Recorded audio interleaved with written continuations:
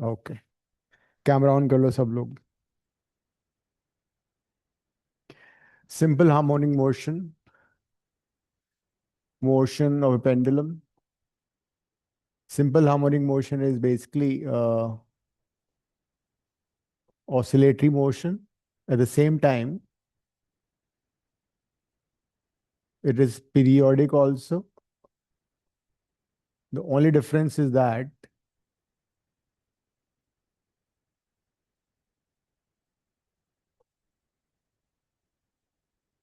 particle यहाँ जाएगा उधर आएगा, and it will oscillate like this. It could be vertical oscillations also. So every simple harmonic motion is oscillatory as well as periodic. And the best part is that कि simple harmonic motion में acceleration of the particle is directly proportional to acceleration, negative of acceleration. So that's how you define a simple harmonic motion. A simple harmonic motion is that motion in which, oscillatory motion in which acceleration is proportional to negative of displacement. That's how you can differentiate between any simple harmonic motion and oscillatory motion. Simple harmonic motion में acceleration हमेशा negative of displacement के proportional होगा। और कब कब exam है? तुम्हें date आ गया? अब तो डेट आ गई होगी ना एग्जाम की? आ गया? कब है? 28 फेब फिजिक्स। और दीक्षा तुम्हारा कब है फिजिक्स का? मेरा 30 जनवरी को केमिस्ट्री है और 2 फरवरी को फिजिक्स है। इतना जल्दी? हाँ। जिया? सर मेरे स्टार्ट 28 से होंगे फरवरी, बट अभी डेट शीट नहीं आई हुई, सिर्फ प्रैक्टिकल्स का शीट। ओके, काफी टाइम है। संबित तुम्हारा कब है? तुम्हारा अभी? 9th Feb। हाँ, 9th February को फिजिक्स अच्छा, का। फिजिक्स। And Shivika? सर हमें शेड्यूल अभी तक दिया नहीं है। तो लेट ही होगा फिर। तो दीक्षा तुम्हारा सबसे पहले है। तो सिंपल हार्मोनिक मोशन में एक्सीलरेशन नेगेटिव ऑफ डिस्प्लेसमेंट के प्रोपोर्शनल होगा। तो किसी भी एसएचएम को हम ऐसे रिप्रेजेंट करेंगे, A sine omega T plus five, या X is equal to A cos omega T plus five. So we can either take this equation or we can take this equation. So if we start with x is equal to a sine omega t plus 5, we can find the velocity, we can find its acceleration, and prove also that a is proportional to negative of x. तो एक तो 3 mark का question यही आ जाएगा, that show that this in simple harmonic motion derive the formula for velocity, acceleration, and show that a is proportional to negative of x. तो if you start from here, यहाँ पे क्या क्या चीजें हैं जरा देखो। ए इज एम्पलीट्यूड। एम्पलीट्यूड का मतलब है maximum displacement from mean position. मतलब पार्टिकल मीन पोजीशन से कितना मैक्सिमम डिस्टेंस दूर जा रहा है, दैट इज एम्पलीट्यूड। उसको हम ए से रिप्रेजेंट करेंगे। Normally you have linear simple harmonic motion, तो उसमें डिस्प्लेसमेंट और एम्पलीट्यूड ए के टर्म में लिखा जाएगा। Omega is angular frequency, which is 2 pi by t, t is time period, or 2 pi f. And remember this, mean position पे x displacement 0 होता है। जब पार्टिकल एक्सट्रीम, ये एक्सट्रीम पोजीशन है, ये भी एक्सट्रीम पोजीशन है।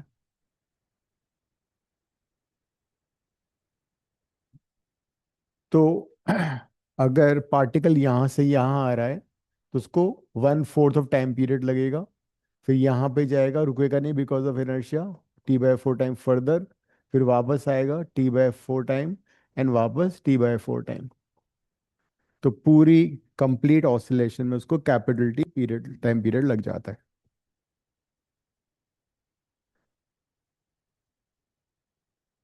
This is mean position. Extreme position पे x will be maximum, x is equal to a, और x is equal to minus ए।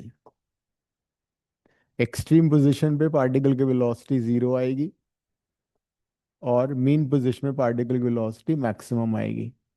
अभी हम देखेंगे will be maximum which is equal to omega A, because जब particle को release करोगे rest से तो वो स्पीड गेन करेगा। वाई? बिकॉज की काइनेटिक एनर्जी गेन होगी because of potential energy conversion into kinetic energy. So when you release a body from extreme position, gradually its potential energy converts into kinetic energy.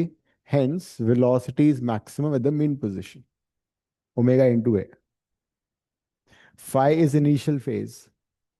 Phi को तभी लेना जब question में दिया, otherwise phi को हम zero लेके भी काम चला सकते हैं। X is displacement at any point of time. तो अगर हम स्टार्ट करें इस इक्वेशन से, इसको डिफरेंशिएट करो तो will get dx by dt, हो जाएगा velocity equal to a omega cos omega T plus five. तो ये है वेलोसिटी का formula in terms of time.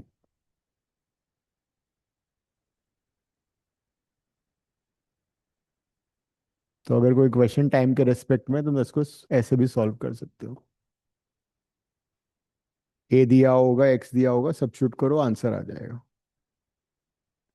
पर अगर वेलोसिटी डिस्प्लेसमेंट के टर्म में लिखनी है तो इसको अंडर रूट के अंदर लिख लो, A square cos square omega T plus five, ये हो जाएगा। कॉस को कन्वर्ट कर लो, 1 minus sine square omega T plus five, ये हो जाएगा। तो v is equal to omega, A square को मल्टीप्लाई कर दो, ये टर्म बन जाएगी वापस से x। तो this is in terms of displacement. अब जरा देखो, ये है velocity of the particle in terms of x। Mean position पे x को जीरो डालोगे तो v मैक्स आ जाएगा, x को इक्वल टू a डालोगे यहाँ पे या माइनस a डालोगे तो v जीरो आ जाएगा। तो दैट्स वाई एक्सट्रीम पोजीशन पे पार्टिकल की वेलोसिटी जीरो आती है। Particle comes to rest momentarily, momentarily वो रेस्ट पे आएगा, फिर वापस की डायरेक्शन चेंज हो जाती है। जरूरी है क्या कि वेलोसिटी और डिस्प्लेसमेंट का साइन उल्टा वेलोसिटी एंड डिस्प्लेसमेंट का साइन उल्टा होगा? हाँ, तभी एसएचएम होगी। For SHM acceleration is proportional negative of x. तो वेलोसिटी में हम minus omega A square minus x square ले सकते हैं अगर कॉस के टर्म में होगी इक्वेशन। इनिशियल इक्वेशन अगर कॉस में होगी तो माइनस आएगा साइन। फिर इसको दोबारा डिफरेंशिएट करोगे तो डीवी बाई डी टी हो जाएगा, दैट इज एक्सेलरेशन। अब कॉस का डेरिवेटिव माइनस साइन होता है, तो अब A omega square sine omega T plus five आएगा। तो this is acceleration and a sin omega t plus phi is x, and that's how we have shown that it is SHM. It proves that any equation, any motion which is in terms of x equal to a sin omega t is SHM. So simple harmonic motion is basically like this. So now acceleration is proportional to negative of displacement. It shows that it is HHM. And this is the equation of SHM. इसी को equation को use करके हमने time period निकाला था simple pendulum का और spring mass system का।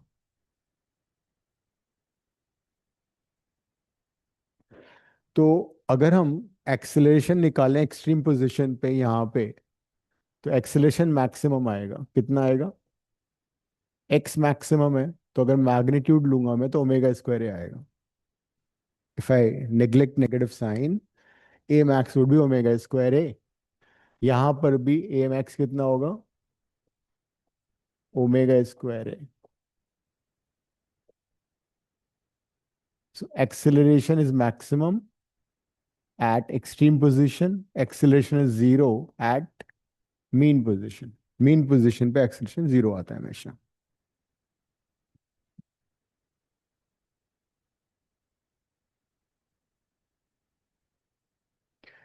सेम चीज अगर हम कॉस के साथ करें तो क्या होगा? अगर सपोज इक्वेशन ऑफ मोशन हम कॉस के साथ करें,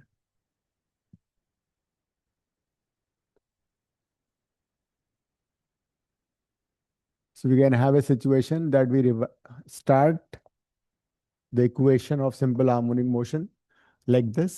x को हमने ले लिया a cos omega t plus five, differentiate किया टाइम के रेस्पेक्ट में dx by D T. Cos का डेरिवेटिव माइनस होता है, minus A omega sine omega T plus five आएगा। इस बार वेलोसिटी में माइनस साइन आ रहा है,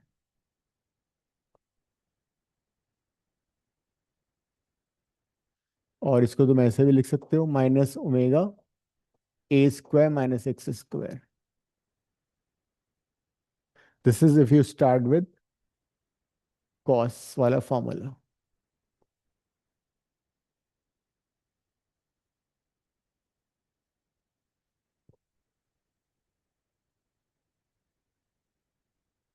This is in terms of cos.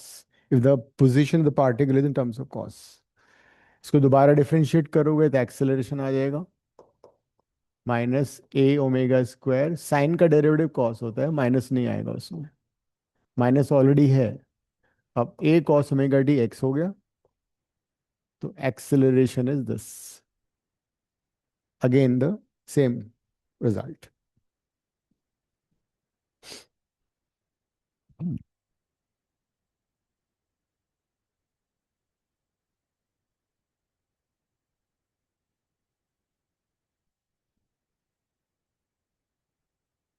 फिर हमने फॉर्मूला किया था time period of a simple pendulum, वो डेरिवेशन याद कर लेना नोट्स में से देख के।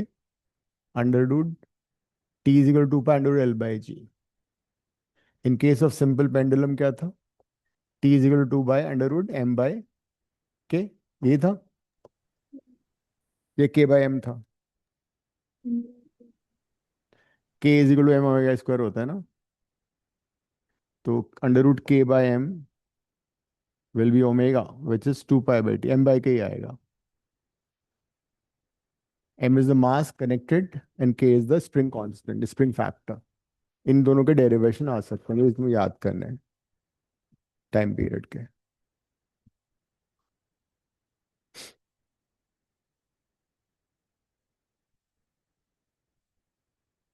फिर एनर्जी ऑफ ऑसिलेटिंग पार्टिकल किया था हमने।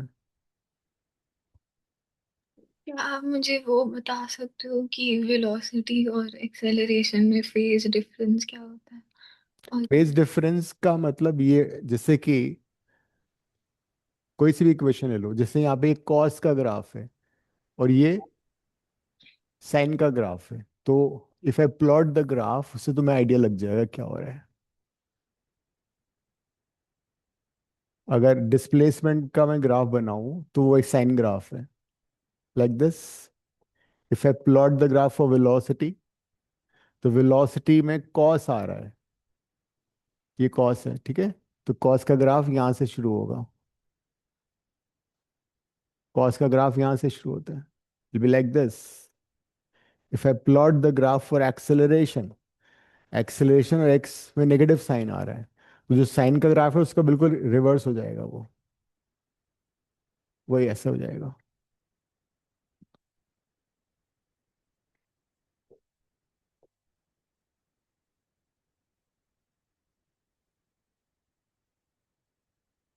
तो साइन और कॉस में कितना फेज डिफरेंस होता है? 90 डिग्री का। तो इन दोनों में 90 डिग्री का फेज डिफरेंस है, फर्दर 90 डिग्री का फेज डिफरेंस आ गया, तो एक्स और ए में 180 का फेज डिफरेंस आ गया। वन माइनस साइन का मतलब है they are out of phase by 180, graph बिल्कुल रिवर्स हो गया। तो displacement and acceleration are out of phase by 180 degree. Out of phase का मतलब 180 डिग्री फेज डिफरेंस होता है। एक्स और वी में 90 का फेज डिफरेंस, वी और ए में 90 का फेज डिफरेंस, एक्स और ए में 180 का फेज डिफरेंस हो गया।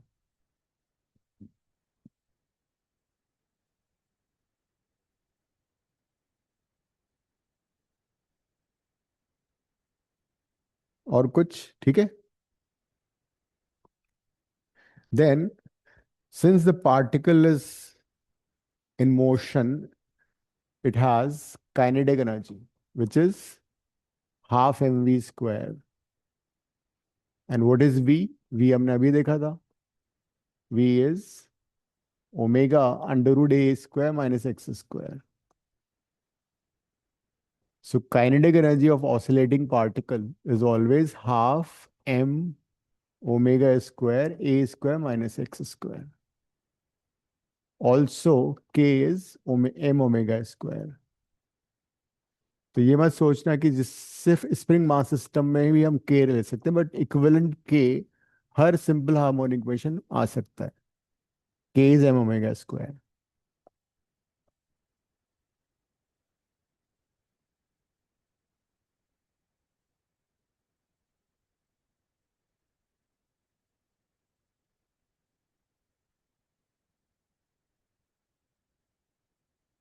Now you can see kinetic energy is maximum at the mean position because वहाँ पे speed maximum होती है।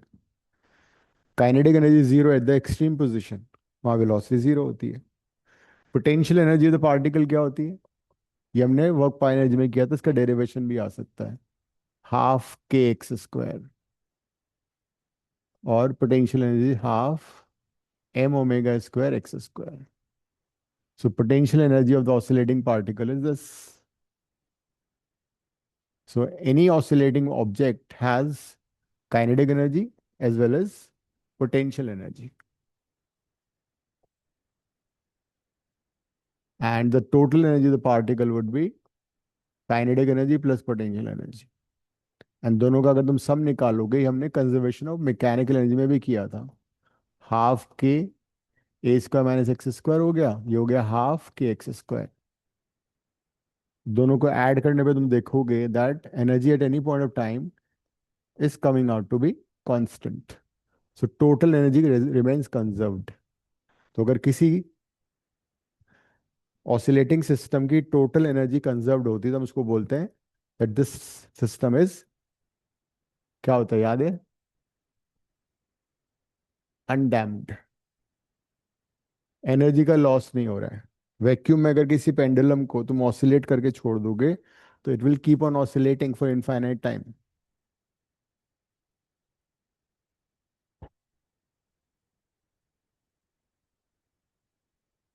तो ऑसिलेट ही करता रहेगा, कभी रुकेगा ही नहीं। ठीक है? So if the energy losses are not there, then particle will keep on oscillating with the same amplitude, same frequency till the end of time. This is a graph of undamped system. उसकी energy loss ही नहीं होगी. Its amplitude will remain constant like this.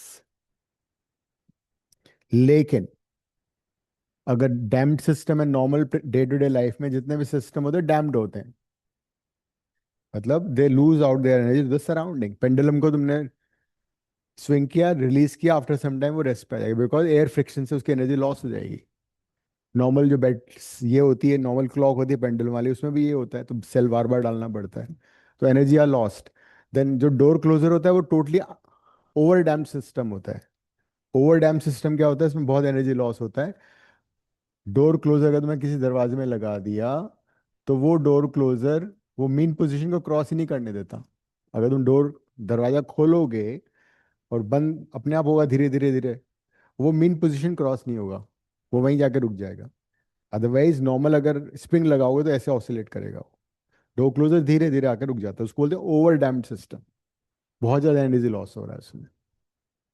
तो अगर energy loss हो रहा है system में तो amplitude will keep on decreasing and ultimately the oscillation will die out. तो धीरे धीरे उनका एम्पलीट्यूड कम होता जाएगा बिकॉज सराउंडिंग को एनर्जी जा रही है, लॉस हो गई एज ए फ्रिक्शन। फिर इसका ग्राफ भी आ सकता है।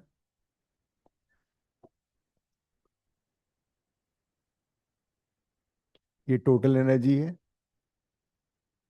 ये मीन पोजीशन है। बताओ ये कौन सा ग्राफ है? काइनेटिक एनर्जी का ग्राफ है या मीन पोजीशन पे कौन सी एनर्जी मैक्सिमम होती है? काइनेटिक। जो मैंने एक ग्राफ बनाया काइनेटिक का ग्राफ, एक्सट्रीम पोजीशन में पार्टिकल रेस्ट पे होता है तो उसकी एनर्जी जीरो है। ये जीरो एनर्जी है, ये टोटल एनर्जी, इस तरह से ऊपर एनर्जी मैक्सिमम हो रही है। और पोटेंशियल एनर्जी का ग्राफ ये वाला होगा। But at any point of time दोनों एनर्जीज का सम कांस्टेंट होता है।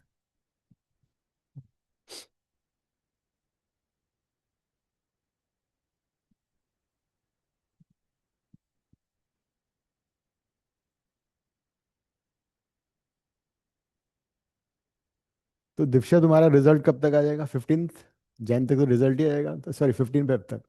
16 फरवरी को लास्ट पेपर है और प्रैक्टिकल खत्म हो गया है तो। अच्छा।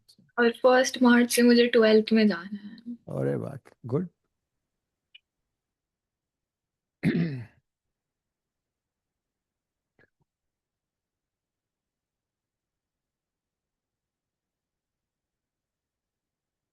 देन मैंने ये बताया था स्प्रिंग्स के कनेक्शंस, है ना?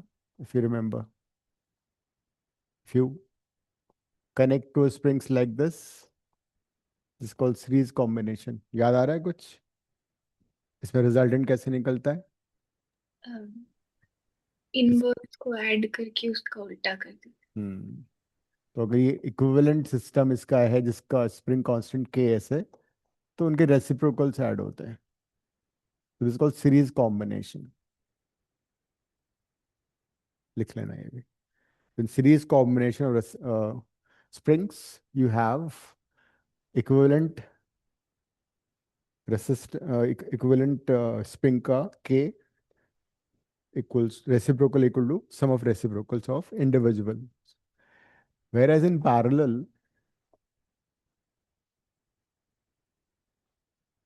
में क्या होगा, दोनों स्प्रिंग या तीनों स्प्रिंग, दो से ज्यादा भी हो सकते हैं, सेम सेम दोनों ऑब्जेक्ट से कनेक्टेड है। इसमें एक ही स्प्रिंग ऑब्जेक्ट से कनेक्टेड है, इसमें दोनों स्प्रिंग कनेक्टेड है। In fact this is also parallel. एक हमने ऐसे क्वेश्चन भी किया था, ये भी पैरेलल कनेक्शन है।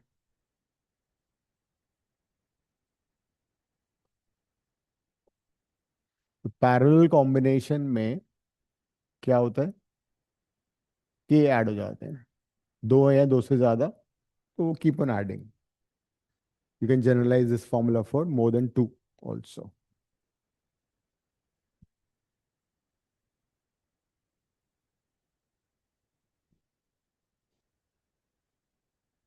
सम्मित ये चैप्टर तो आ रहा है ना स्कूल में? यस सर या हम्म। बट ये वाला पार्ट नहीं आ रहा सीरीज और पैरेलल। अब यू कान से कुछ कुछ भी नहीं कर सकते, टीचर दे सकता है। बताया उन्होंने ये नहीं आएगा। कहता रही थी नहीं आ रहा सर। अच्छा तो पूरा पेपर ही आउट हो गया। तो क्या आएगा तुमको बोलो, क्या आएगा वो बता दो फिर। वेव्स आएगा पूरा। हाँ ठीक है, तो वेव्स तो है ही, बट ये भी तो उसी का पार्ट है।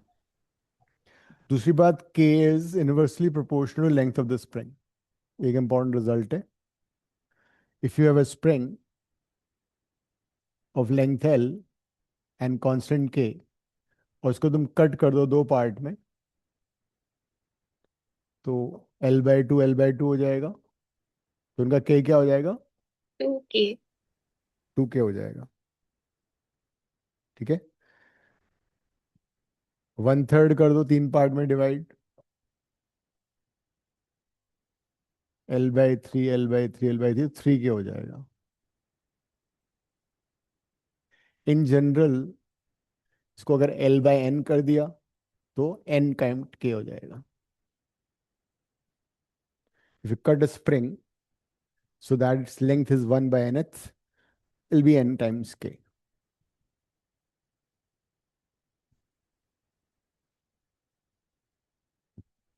देन हमने फिर किया था कि if a particle moves in a circular path, then its projection on x or y axis gives you equation of SHM. Suppose particle ऐसे मूव कर रहा है, टाइम पीरियड t है, तो t is equal to particle यहाँ था, तो t is equal to t पे यहाँ पे आ जाएगा। This angle is initial angle, ये हो जाएगा उसका ओमेगा t। और फिर ट्रायंगल कंप्लीट करके हमने ये वाला ट्रायंगल बनाया। इसका हाइपोटेन्यूज एम्पलीट्यूड हो जाएगा सर्कल का रेडियस, एंड ये पूरा एंगल कितना हो गया? Omega t plus five. तो in this right triangle this is x and this height is y। तो if I find sine omega T plus 5 हमने न्यूमेरिकल भी किए थे, तो ये अगर sine perpendicular by hypotenuse, so projection of a particle move in a circular path is equivalent to simple harmonic motion. ये simple harmonic motion आ गया। ये था वाई एक्सिस से प्रोजेक्शन। अगर हम इसका निकालें cos theta omega T plus 5, this would be base upon hypotenuse. So this is also equation of a simple harmonic motion. So numerical भी किए थे हमने। Projection of a particle moving in a circular path gives us equation of SHM.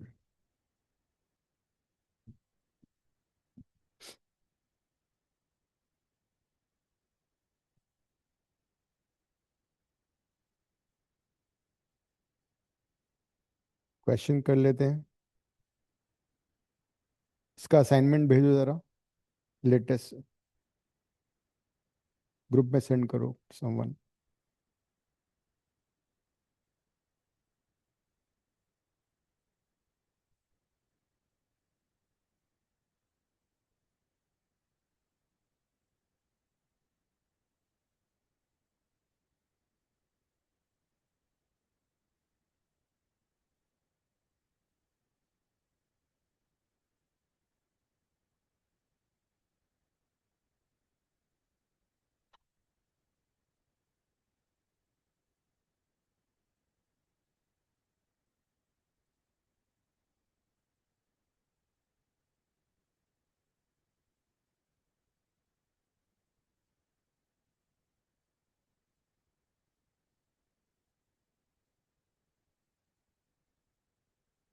Send किया किसी ने? मैंने किया but वो जान नहीं पाया। हम्म, मैंने किया बट वो जान नहीं, अच्छा लगा। आ गया।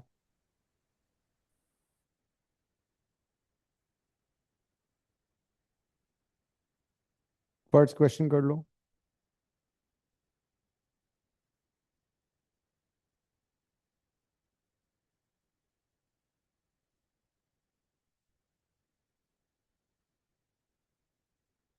One five seven eight nine.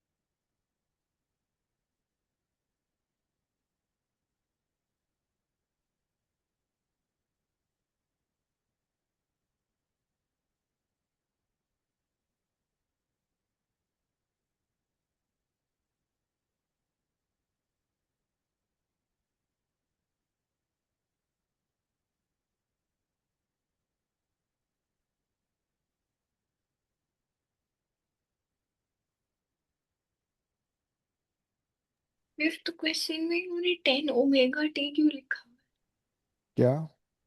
Fifth question में इन्होंने लिखा है equation of S H M is X is equal to 10 omega T. दो misprint sine 10 sine omega T कर लो उसको। फर्स्ट हो गया ना? शिविका हो गया फर्स्ट? जिया? ऑलमोस्ट। क्वेश्चन नंबर 1 हो गया ना? क्वेश्चन वन में स्ट्रेट अवे कंपेयर करना था तुम्हें, एक्स की जगह ना सिर्फ वाई दे रखा है। वाई ऑफ टी का मतलब है टी टाइम के साथ वो वेरी कर रहा है और कुछ नहीं है। तो 20t + 0.5 मीटर्स वगैरह में दे रखे हैं शायद, तो उसको कंपेयर कर लो। y = a sin ω t + 5 के साथ। तो a आ जाएगा 10 मीटर,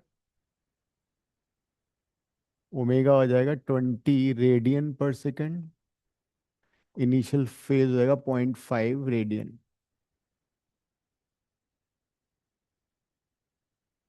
फिर ओमेगा को लिख लो 2π/t, तो टाइम पीरियड आ जाएगा π/10 सेकेंड।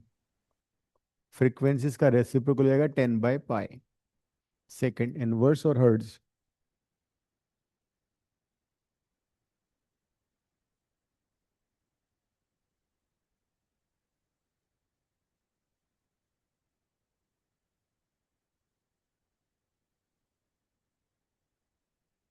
हो गया, फर्स्ट कर लिया।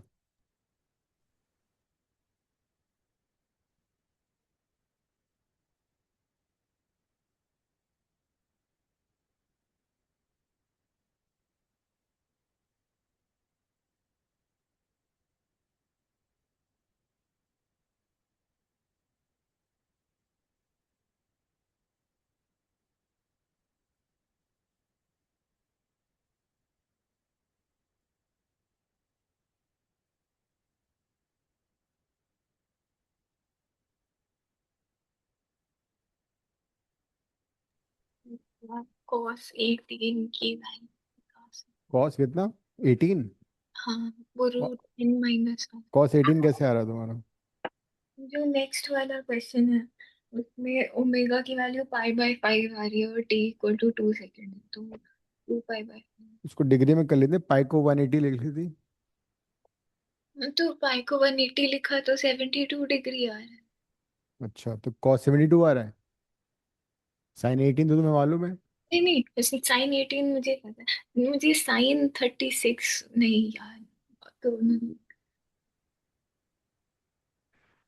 कॉस 18 नहीं पता मुझे। अच्छा, उसको साइन में कन्वर्ट कर लेते हैं, ट्रायंगल बना के कर लो, या तो बताता हूँ मैं अभी। फिफ्थ क्वेश्चन में एक्स आ रहा है 10 sin ω t, है ना।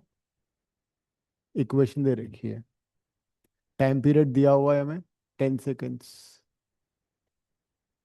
Displacement particle instant by relation, ठीक है।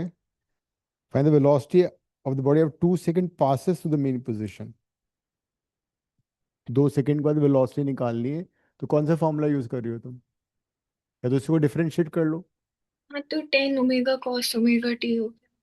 ठीक है, और तो फिर v आ गया 10, ओमेगा हो गया 2π/t, अ, t इज 10, हाँ, तो π/5 और और cos 2π/10। 5 और × 2। टाइम दे रखा 2 सेकेंड्स, ठीक है।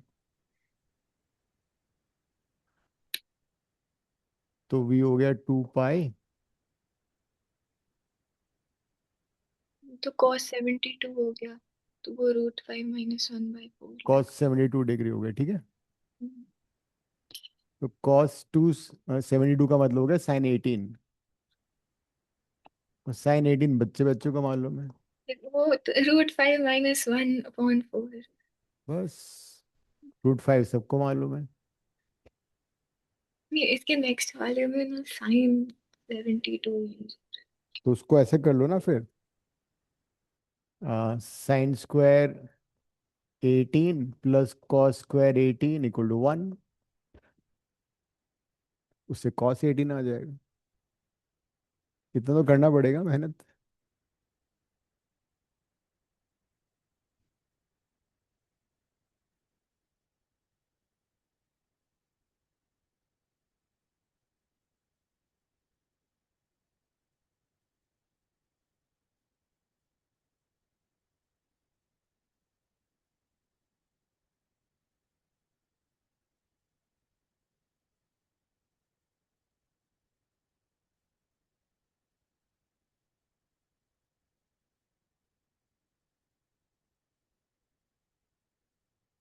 Root of 10 plus 2 root 5 upon 4 आ रहा है। अच्छा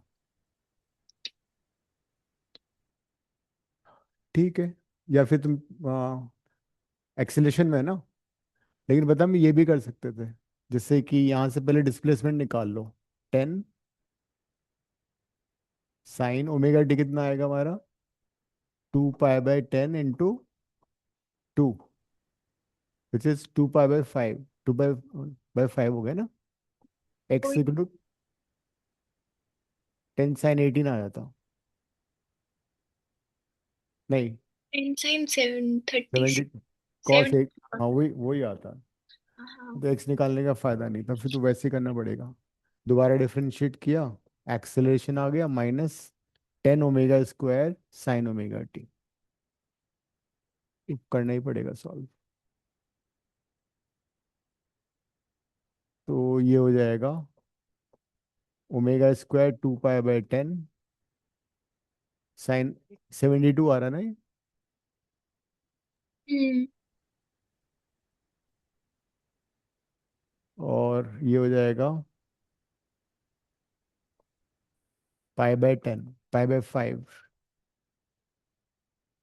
पाई स्क्वायर को अप्रोक्सीमेटली तुम 10 भी ले सकते हो, ठीक है, ये है cos 18।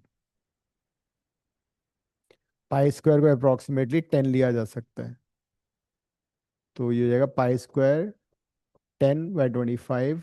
cos 18 की प्रॉब्लम चल रही है हमारे पास, तो को लिखना पड़ेगा √1 minus sine square 18। Sine square 18 हमें मालूम है।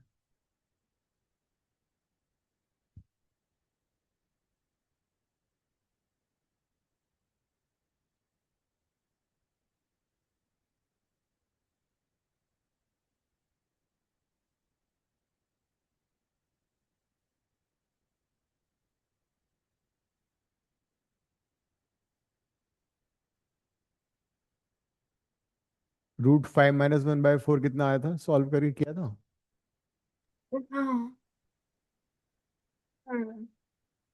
10 प्लस 2 रूट 5 अपॉन 16 आया था। नहीं नहीं, वैल्यू किसकी है?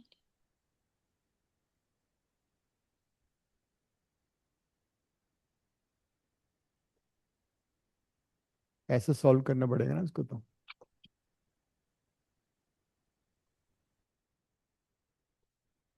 1.23 का होल स्क्वायर कर लो, फिर इसको रूट ले लो।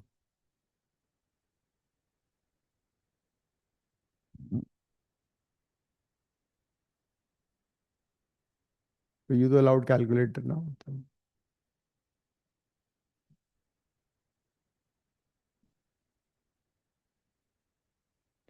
जी हाँ, 1.3 का स्क्वायर कितना आ रहा है, 1.23 का किया। देखो, कर रही हूँ सॉल्व।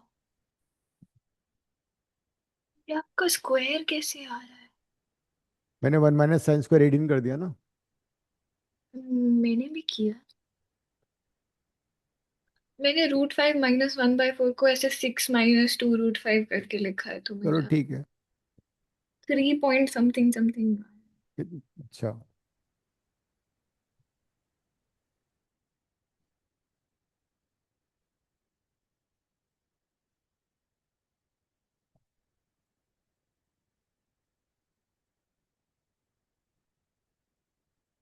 3 पॉइंट कितना बता रही हो, 1.2 का तो होता है स्क्वायर वन सर पॉइंट मेरा four one four point five one two nine तो 1.5 129। 129, तो 1 ले लेते हैं, 1.51, ठीक है फिर। ये हो जाएगा 14 पॉइंट समथिंग। 14.46 आ रहा है मेरा, मतलब मैंने थोड़ा अलग किया। ठीक है, तो 14.49 का फिर रूट रूट निकल आएगा, 3 पॉइंट समथिंग आएगा, 3.8 के आसपास। हो गया है, तो नेक्स्ट कर लो अब। रूट निकालना तो आता है ना सबको, आता है शिविका। ये रूट, सर आता। ठीक है, नेक्स्ट करो। सर, हम्म एक बार जो बियाक वाला पेपर हुआ था, हम्म उसका मैथ्स थोड़ा मुश्किल आया था। बियाज तो अभी हुआ ही नहीं है। नहीं मतलब, जो मॉक टेस्ट हुआ था हमारा। 1 ईयर या 2 ईयर का तुम्हारा। हाँ। हाँ थोड़ा मुश्किल दिया। तुम क्लास अटेंड कहाँ करती हो मैथ्स वाली आजकल? सारे क्वेश्चन कराए मैंने और एक्स्ट्रा। उसमें मेरे मैथ्स में अच्छे नहीं आए। हाँ तो फिर कोई बात नहीं। अब तुमने क्लासेस शायद मैथ्स की नहीं थी ना पूरी। किसी के एनईटी वाले सेक्शन में 20 आए हैं, और एक बच्चे आर्यमन है ना, उसकी 72 आए हैं, और उसके दूसरे वाले में 12 मार्क्स आए हैं। चलो कोई बात नहीं, तुम नाराज मत हो। मेरे मिला के 54 आए हैं। कोई बात नहीं, अगले साल तो बहुत सारे मॉक टेस्ट होंगे।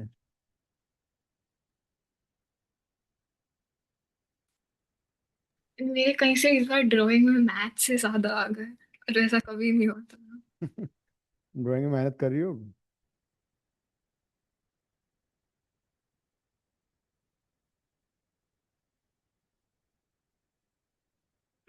Next question number 7।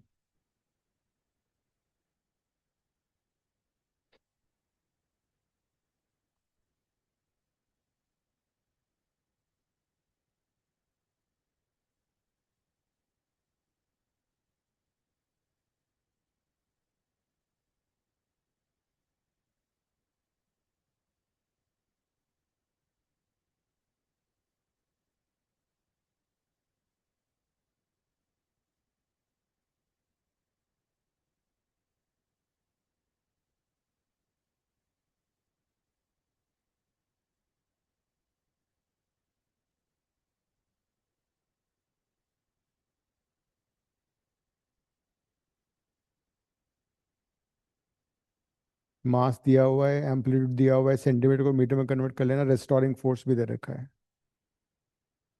Restoring force होगा mass into acceleration magnitude wise.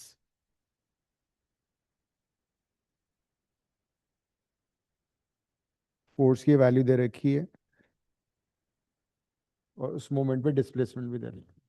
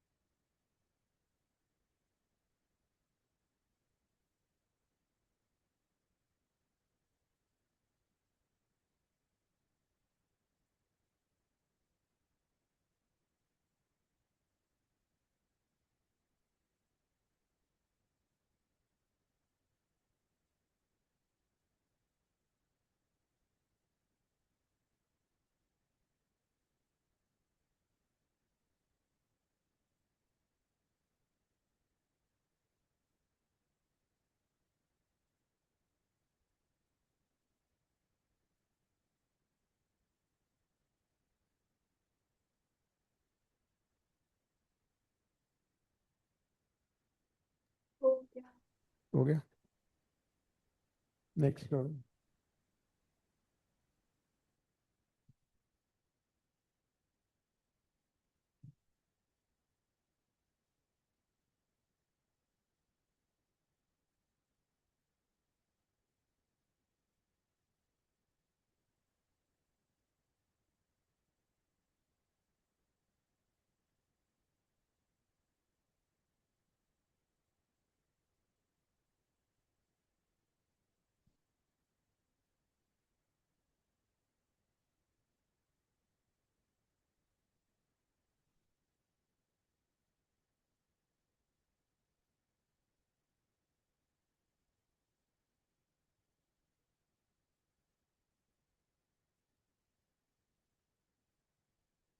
शिविका फिफ्थ हो गया।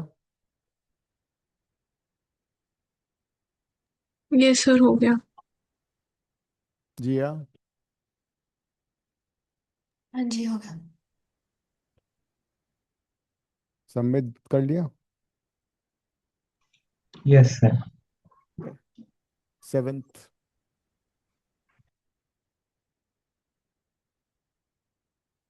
मास 8 kg, एम्पलीट्यूड को मीटर में कर लो, 0.3 metre, the restoring force is 6 Newton, displacement 30 centimetre है। मतलब कहने का ये हुआ कि फोर्स का मैग्नीट्यूड हो जाएगा मास इंटू एक्सेलरेशन। तो 60 = मास विच इज 8, एक्सेलरेशन कितना होगा, ओमेगा स्क्वायर एक्स, है ना। तो 60 = 8, मैग्नीट्यूड ले लिया हमने, ठीक है। ओमेगा स्क्वायर एक्स, एक्स 0.3 है, इससे टाइम पीरियड आ जाएगा।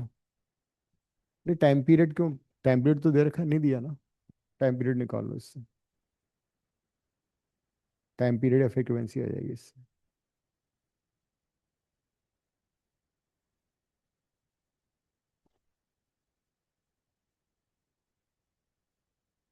60/8 × 0.3,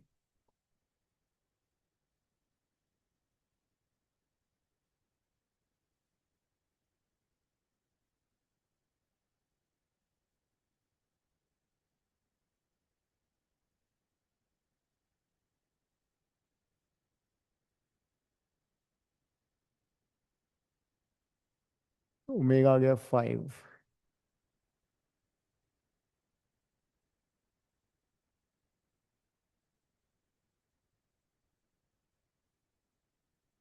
टू से मल्टीप्लाई डिवाइड कर दिया मैंने, तो 4π/10 हो गया।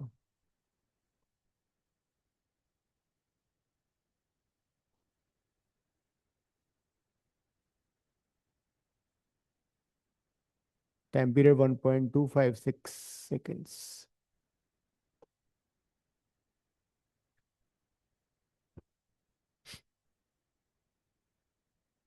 देन क्या पूछा इसने, एनर्जी, शौर्य कर लिया ये वाला सेवेंथ? करो ना फिर, ये सारा तुम, काफी वेटेज है इसका तो तुम्हारे एग्जाम में। काइनेटिक एनर्जी के लिए क्या करना है, 12m omega square x², x दे रहेगा 0.12, m पता है, ओमेगा स्क्वायर पता है, सब्स्टिट्यूट कर दो।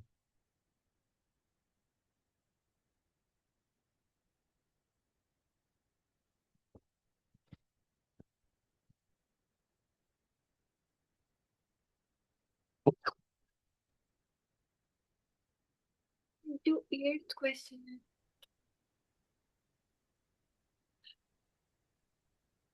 क्या बोल रही हो? 8th क्वेश्चन में 8 नहीं हो रहा है, ये पहले पार्ट में उन्होंने स्पीड निकालने के लिए बोला है। करता हूँ अभी। तो 12m ओमेगा स्क्वायर कितना था, 25, एक्स था 0.12 का whole square. Omega time period के बाद एक्सेलरेशन पूछा था, अ- 17। अच्छा, तो एक्सेलेरेशन तो यहीं से आ जाएगा ना। नहीं, एक्सेलरेशन में तो ओमेगा स्क्वायर एक्स लगा है, हाँ, तो एक्सेलेरेशन तो वैसे भी निकाल सकते हैं, F = m × बट 4 6। उससे गलत था, हाँ, उससे गलत आ रहा अच्छा, तो एक्सेलेरेशन कहाँ पूछा, 3 सेंटीमीटर, 12 सेंटीमीटर पे, 30 सेंटीमीटर पे? है 0.12 पे। हाँ, तो फिर गलत आएगा। तो ओमेगा स्क्वायर एक्स से निकाल दे। हम्म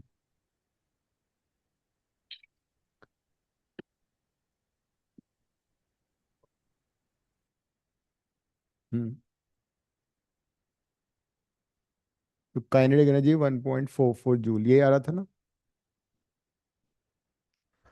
एंड पोटेंशियल के लिए यूनिट, अच्छा एक्स तो दे रखा है तुमने, तो एक्सेलरेशन में पूछा है, you saying for acceleration you can use magnitude, अगर ले रहे हो omega square x.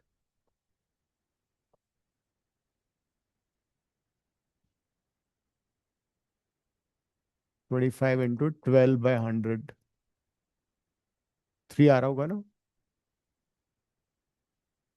3 metre per second square, that's acceleration.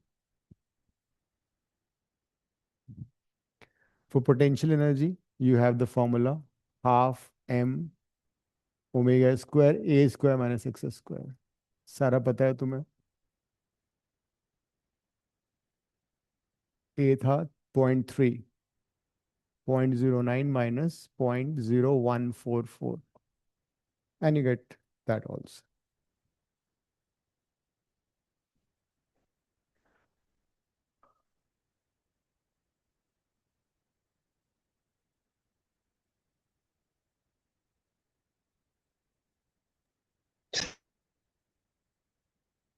Now 8th question. K तुम्हें दिया हुआ है. Mass has been given. Pulled sideways to a distance 2 centimeter. Amplitude दे रखा है and released. What is the speed of mass when the spring is compressed by 1 centimeter? इसमें मैंने omega root a square minus x square लगाया, but उससे मेरा गलत answer आ रहा है. बहुत नाइंसाफी है.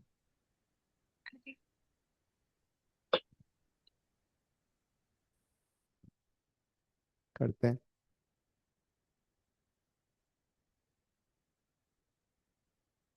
एनर्जी कंजर्वेशन भी तो कर सकती हो वैसे.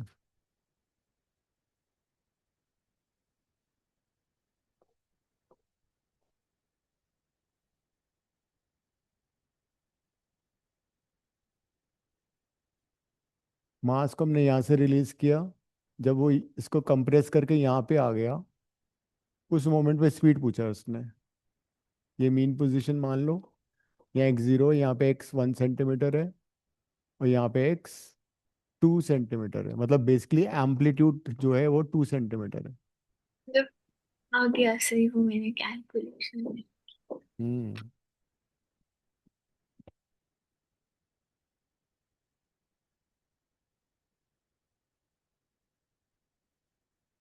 के दिए ला है 120.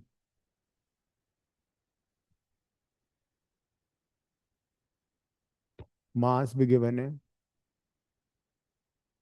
3 kg. So, so if we want, we can use energy conservation also. यहाँ पे टोटल एनर्जी निकाल लो कितनी आ रही है, और यहाँ पे टोटल एनर्जी का इक्वल कर दो. So this is position number 1, this is position number 2. तो total energy at 2 equal to total energy at 1, ऐसे भी कर सकते हो. 2 पे कौन कौन सी एनर्जी है? काइनेटिक है. दूसरी कौन सी होगी? Potential. Half m omega square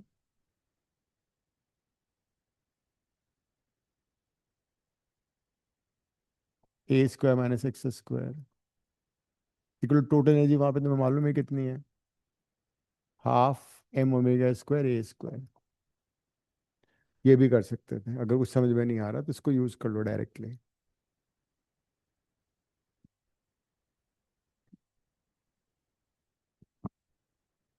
नहीं तो straight away you have a formula for speed. What is that formula? V is omega under root a square minus x square. इससे भी वही आंसर आएगा, एनर्जी से भी, क्योंकि ये वाली टर्म कट जाएगी. सॉल्व करके वही आएगा.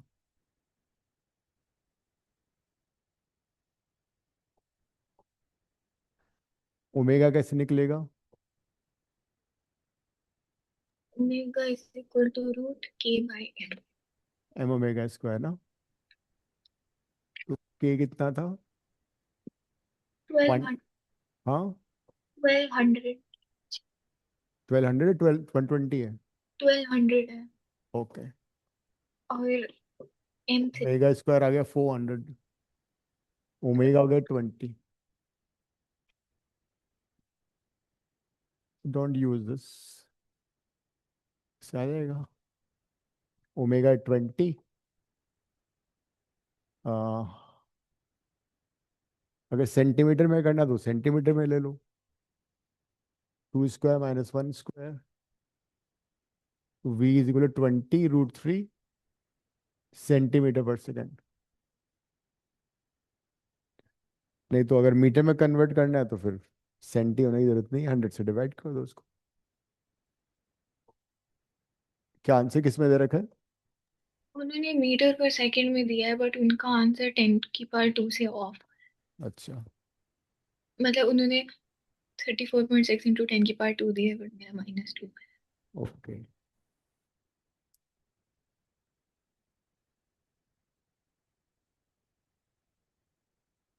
तो 0.34 क्या आंसर है? यही है।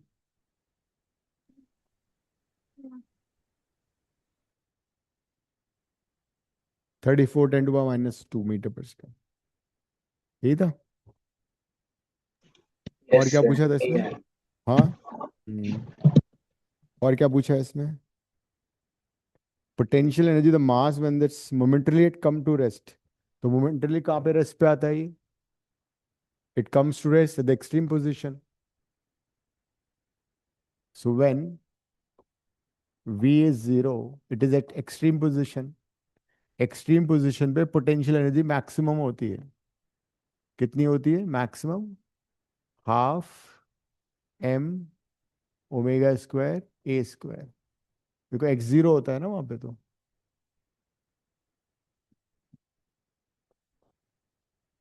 m is 3, ω² 20, a is 2 centimetre.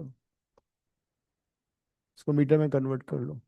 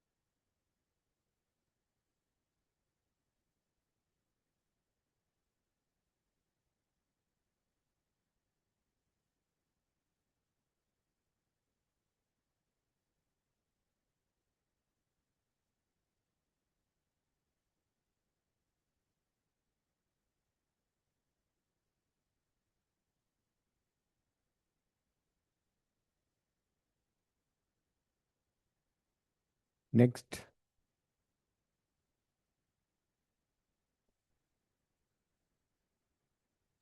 हो गया। हम्म टोटल एनर्जी में हाफ। टोटल एनर्जी भी यही हो जाएगी ना, जब पोटेंशियल एनर्जी मैक्सिमम होती है वही टोटल एनर्जी का इक्वल होता है। In fact potential energy max would be the same as kinetic energy max, same as total energy। तो जब काइनेटिक एनर्जी मैक्सिमम होता है तो उस समय पोटेंशियल एनर्जी जीरो होती है, एंड वाइस वर्सा। नेक्स्ट कर लो, नेक्स्ट इंपॉर्टेंट क्वेश्चन है, नाइन्थ।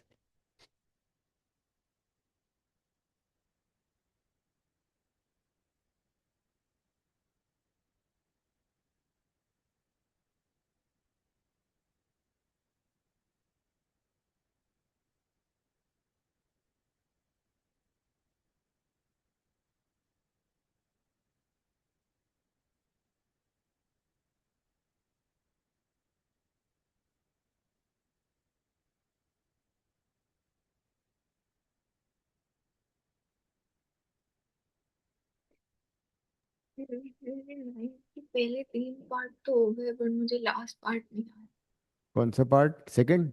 आया। D part. If spring is replace by, सोचो जरा सोचो। स्प्रिंग की जगह एक इलास्टिक लगाओ, फिर इमेजिन करो क्या हो रहा है। आपको पता है मेरे साथ वाइवा में क्या हुआ? हम्म मेरा वाइवा बहुत गंदा गया। फिजिक्स का? हम्म मेरे से पूछते कि आप जो सिंपल पेंडुलम का, मेरे पास सोनोमीटर और सिंपल पेंडुलम दो सबसे गंदे एक्सपेरिमेंट आए। फिर सर बोलते हैं कि अगर आप बॉब में एक छेद करके उसमें सैंड डाल दोगे और फिर उसके ऊपर रबर बैंड लगा दोगे और सिंपल पेंडुलम के थ्रेड को एक मेटल रॉड से रिप्लेस कर दोगे तो क्या होगा? थ्रेड कहाँ पे लगाना है? वो जो मासलेस, तो मैंने बोला कि वो फॉर्मूला सिर्फ मासलेस स्ट्रिंग के लिए वैलिड होता है तो टाइम पीरियड चेंज हो जाएगा। और फिर उन्होंने बोला नहीं। और फिर उन्होंने एक पल्स ड्रॉ कर दी और मुझे बोलते हैं कि आप इसको इन सारे मीडियम्स में लेके जाओ। और अच्छा, मैं बैम्बूजल हो गई हूँ उसमें। कोई बात नहीं, वो टेस्ट करना चाह रहे थे तुम्हें, तुम्हें कितना आता है। तो सैंड में क्या किया? सैंड में सैंड गिर रही थी पेंडुलम में से? नहीं, बॉब में होल करके सैंड घुसा दिया और उस पे रबर बैंड लगा दिया। तो मैं क्या बोलूं उसमें। चलो कोई बात नहीं, उन्हें लगा हुआ है लड़की इंटेलिजेंट है, इसको परेशान करते हैं।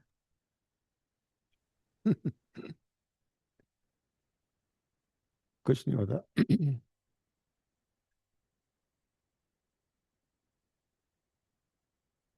नेक्स्ट क्वेश्चन में जरा देखो, दोनों भी मासेस कनेक्टेड हैं। ये कौन सा कॉम्बिनेशन लग रहा है तुम्हें, सीरीज या पैरेलल? नाइन्थ। पैरेलल। हाँ, तो इसे पैरेलल कॉम्बिनेशन, तो पैरेलल कॉम्बिनेशन में क्या क्या होता है? ऐड हो जाता है। तो क्वेश्चन 9 में बेसिकली ऐड हो गया वो।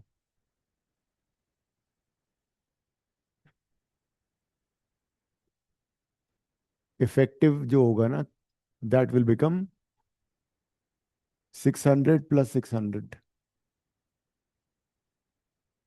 1200 हो जाएगा। तो पीरियड ऑफ ऑसिलेशन का फॉर्मूला तुम्हारे पास है ही सही, इसमें सब्स्टिट्यूट कर दो। मास 3 kg है,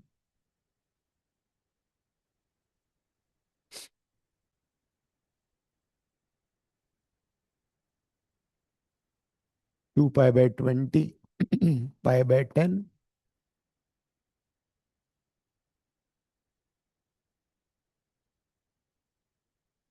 टाइम पीरियड आ गया।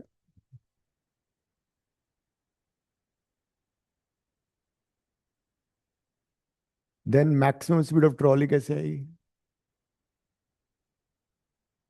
Omega into amplitude.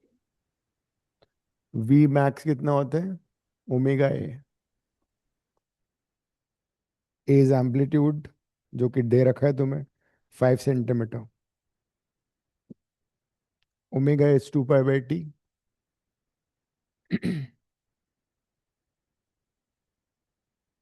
को मीटर में कन्वर्ट कर दिया। टी था पाई बाय 10, है ना?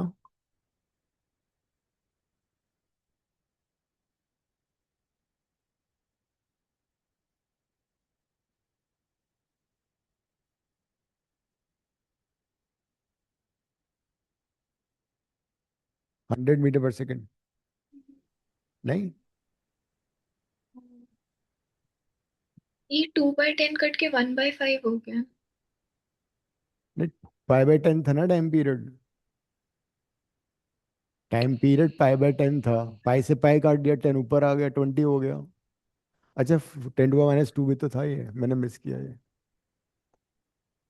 1 हम्म,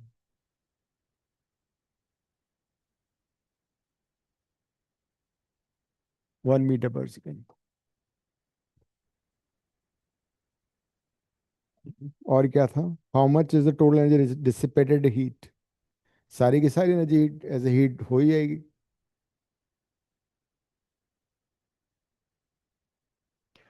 तो टोटल एनर्जी कितनी, मैक्सिमम वेलोसिटी पता है तो तुम्हें टोटल एनर्जी पता लग जाएगी। Total energy is basically equal to maximum kinetic energy, है ना? और मैक्सिमम काइनेटिक एनर्जी कितना हो गया? Half mv max square.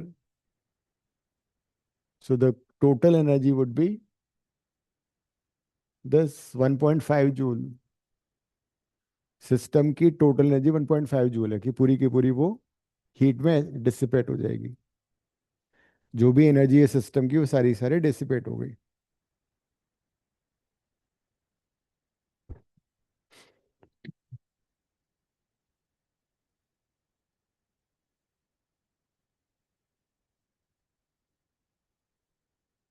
अब डी पार्ट में the string is replaced by N elastic.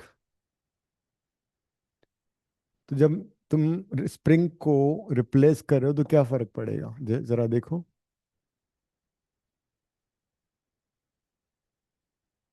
अभी दोनों इलास्टिक मान लो स्ट्रेच्ड है, ठीक है, टाइट है।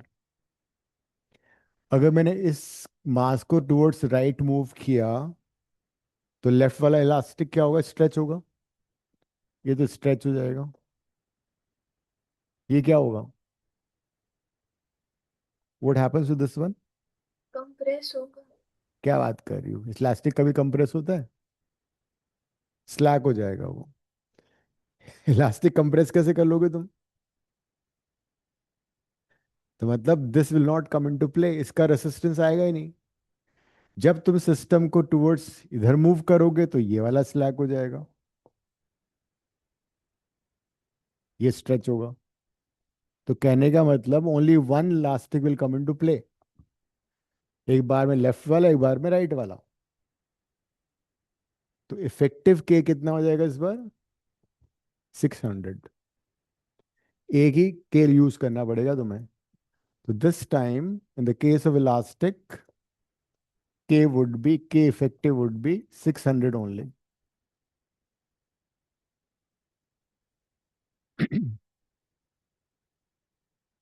क्योंकि इलास्टिक को हम कंप्रेस नहीं कर सकते। So that is the difference between elastic and spring।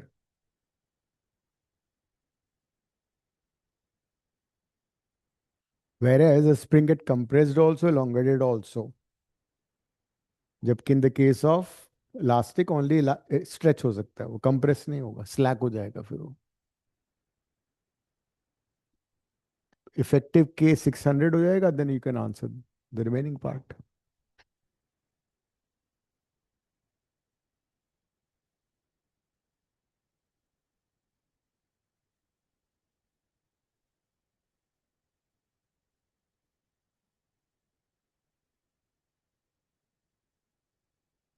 Question number 17 करना, 17।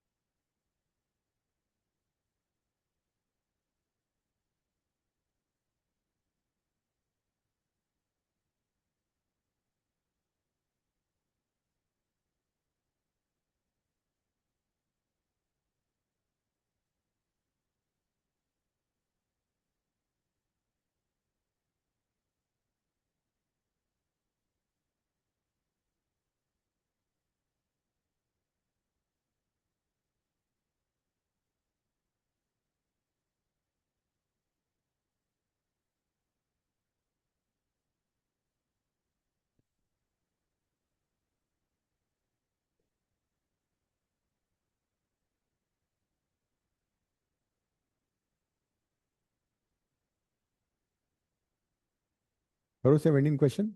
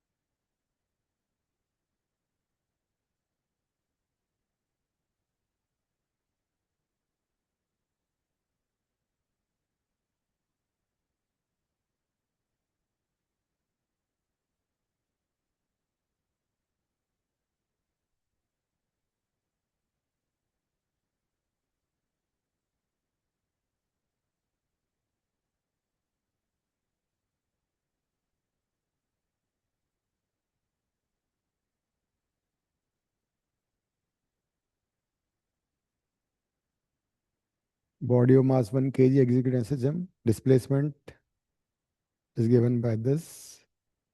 इनिशियल फेज भी है, ओमेगा भी है और वो भी है, एक सेंटीमीटर में दिया हुआ है तुम्हें.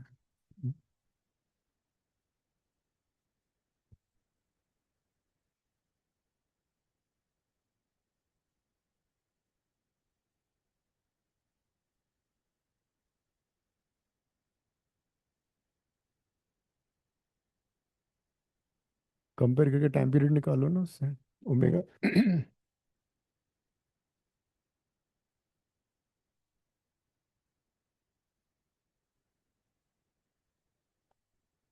जो गिवन है एक बार पहले उसको लिखो. मास 1 kg and the equation is x is equal to 10 sine omega 60t plus pi by 6.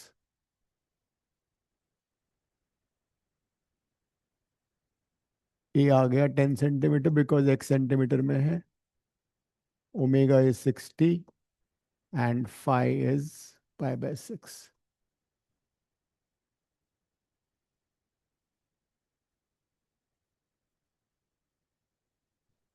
Time दे रखा है pi by 2 seconds.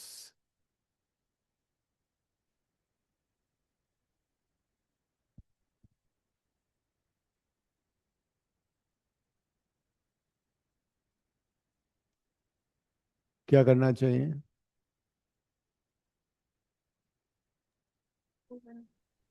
Hmm. Omega आ गया 60. हम्म. तो पहले या तो x निकाल लो. आप ये निकाला आपसे. अच्छा, x आ जाएगा 60t. t is pi by 2 plus pi by 6.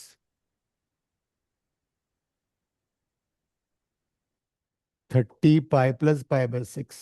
Trigo में you can always neglect multiple of 2 pi. तो ये 30 pi neglect कर दो. तो x is equal to 10 sin pi by 6. Sin pi by 6 मतलब 30. 5 सेंटीमीटर आ गया. तो जिस मोमेंट पे हमें एनर्जी निकालनी है डिस्प्लेसमेंट में पता लग गया.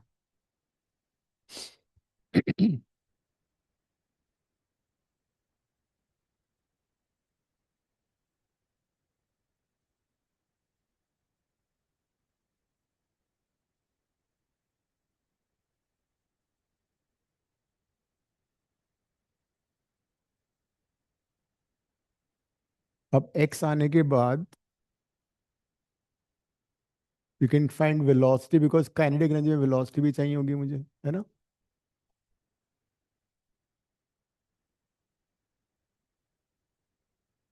उसमें सब्स्टिट्यूट कर दो, v आ जाएगा.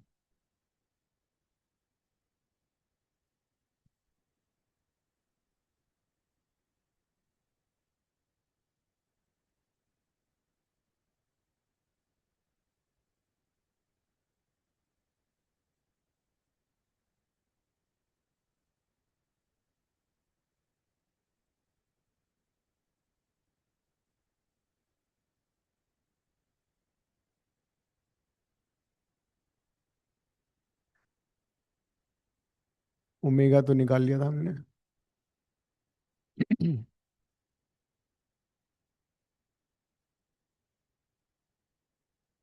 a is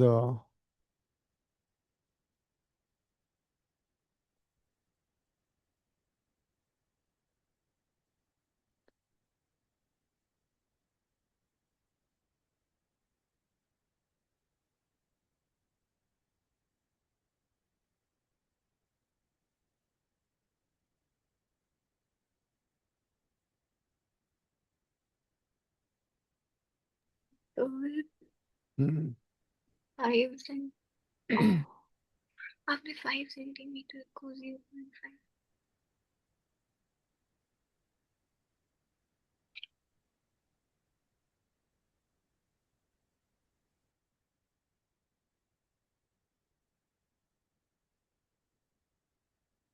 इसको ले लेते हैं 10 × 10⁻², है ना.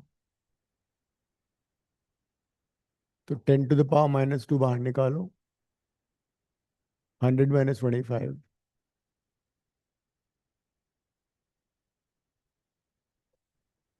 √75 आ जाएगा।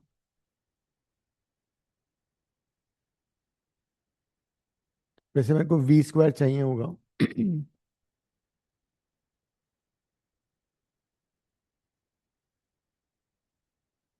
t√3 मीटर पर सेकंड, ये स्पीड आ गई।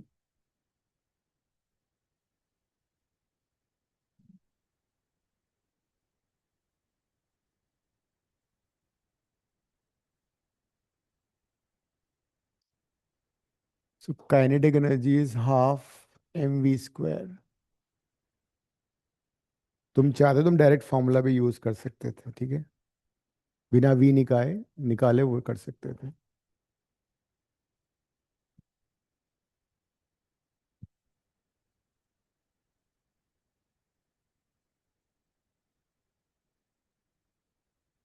मास 1,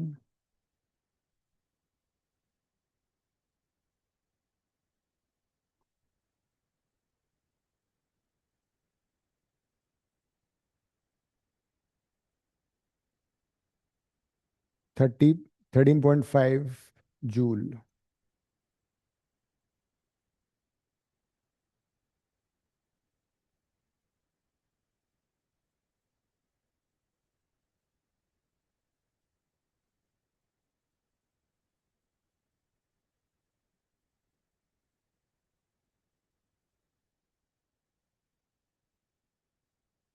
फिर पोटेंशियल एनर्जी निकालो।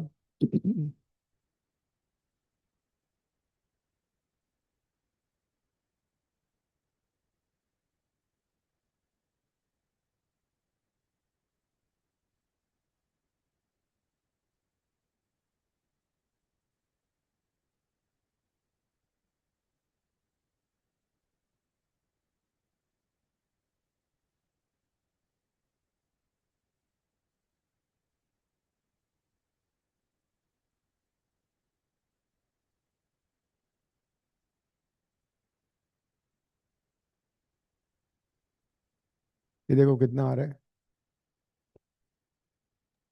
4.5 GB।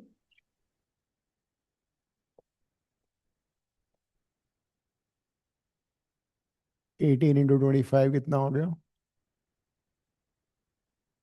450।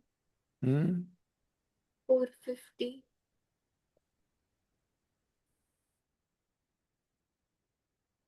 4.5 जूल आ गया ना।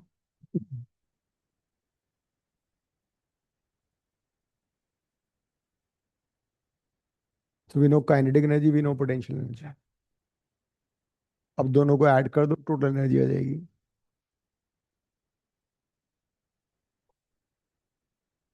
सो total energy of the system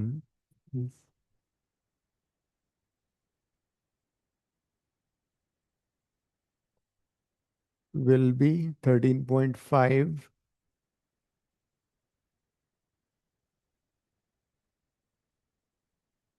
18 joule.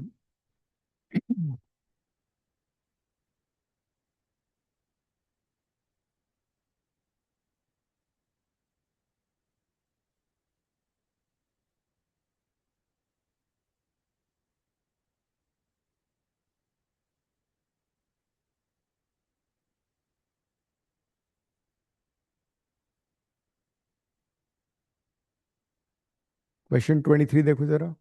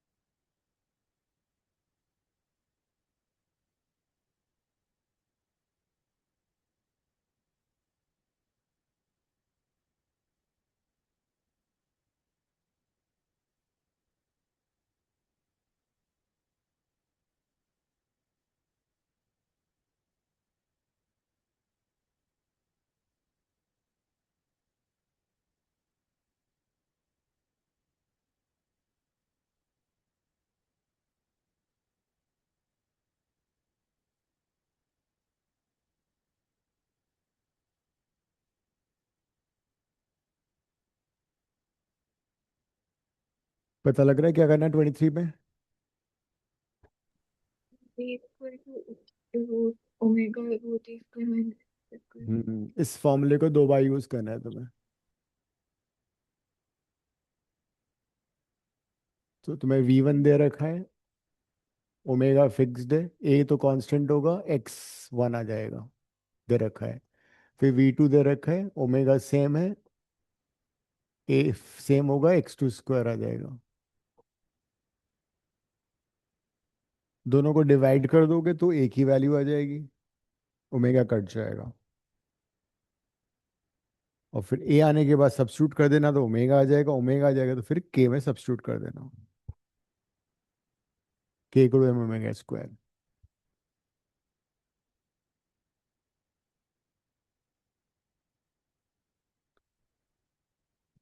तो पहले में दे रखा है -1 ओमेगा ए स्क्वायर माइनस एक्स है 0.1। फिर दूसरी में सब्स्टिट्यूट किया,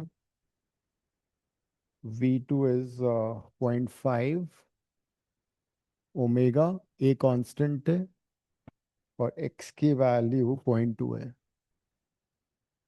इन दोनों इक्वेशन को डिवाइड कर दो।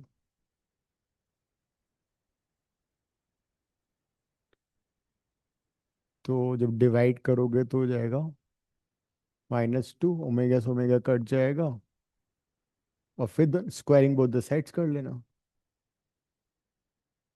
ए की वैल्यू आ जाएगी।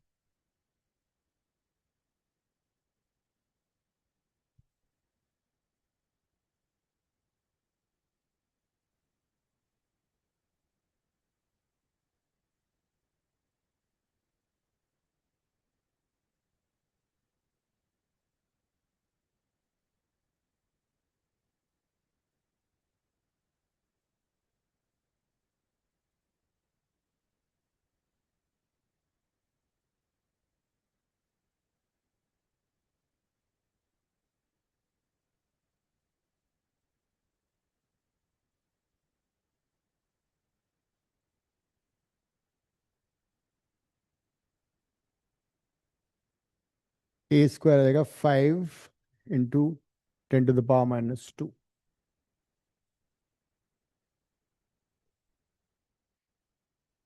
और फिर इस ए को उसमें सब्स्टिट्यूट कर देना।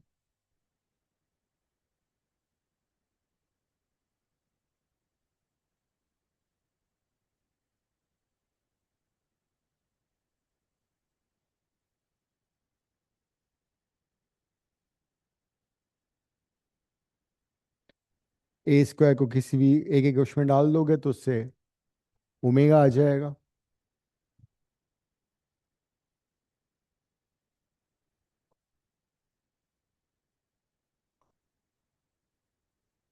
Find omega -1 is equal to omega under root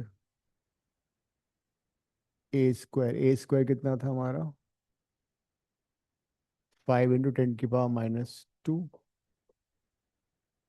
और ये था 0.1। नेगेटिव साइन हटा देना because we are looking for magnitude omega. फिर k is equal to M omega square use कर लो, एम आ जाएगा। के हमें दे रखा है, स्क्वायर कर दो दोनों साइड को।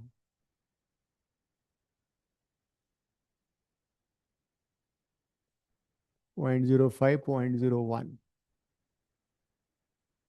ओमेगा स्क्वायर आएगा 1/0.04, 25 आएगा ओमेगा स्क्वायर।